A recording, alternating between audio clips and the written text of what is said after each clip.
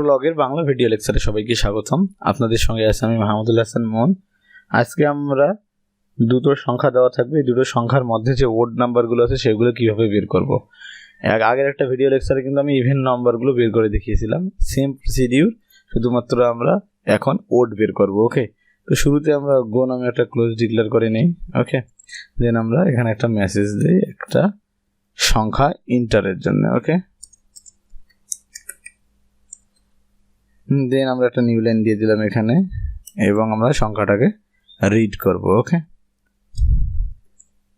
ধরে নিলাম আমার সংখ্যাটা হচ্ছে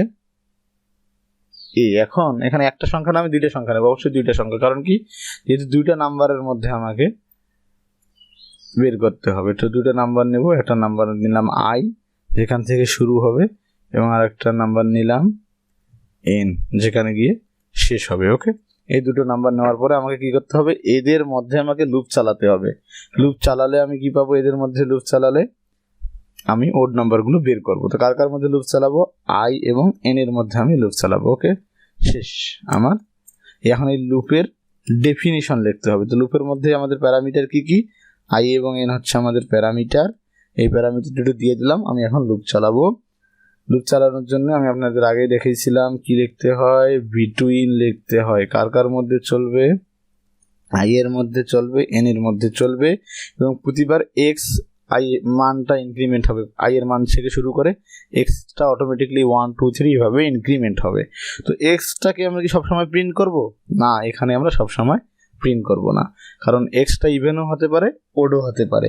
শুধুমাত্র ওড যদি হয় তবে আমরা সেটাকে প্রিন্ট করতে পারবো। তো এক্স ওড হবে কিভাবে, এক্সকে যদি আমরা 2 দিয়ে মড করি, ভাগশেষের মান যদি 1 হয় তাহলে এক্সটা হবে আমার অড।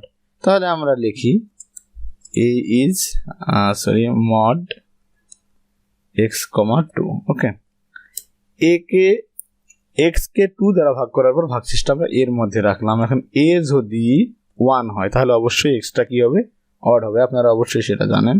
তাহলে আমরা যদি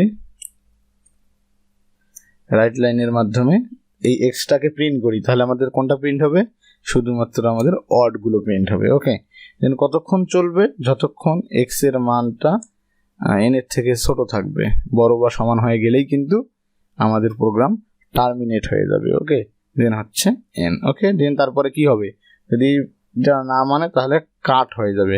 আপনাদের কাট এবং ফেলের একটা ভিডিও লেকচার আছে, সেখানে কাট এবং ফেল সম্পর্কে আলোচনা করবো। আমরা কাট করে দিলাম। কাট করে দেওয়া মানে কি, হ্যাঁ এর মধ্যে কাজ শেষ। এখন লুপটাকে আবার কন্টিনিউ করতে হবে। রিকারশন যেহেতু লাগবে আমার, তাহলে রিকারশনের জন্য আমরা আবার কল করলাম কি, ওই ফাংশনটিকে। ঠিক আছে, আই কমা এক্স ফাংশনটিকে আমরা আবার কল করে দিলাম ফার্দার এক্সিকিউশনের জন্য। ওকে, দেন এই আমাদের কোড কমপ্লিট।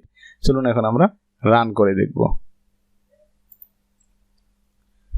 ফাইলে গিয়ে কনসোলে যাব। আমরা কনসোলে গিয়ে এখানে আমাদের input.plটাকে আমরা রান করে নিলাম।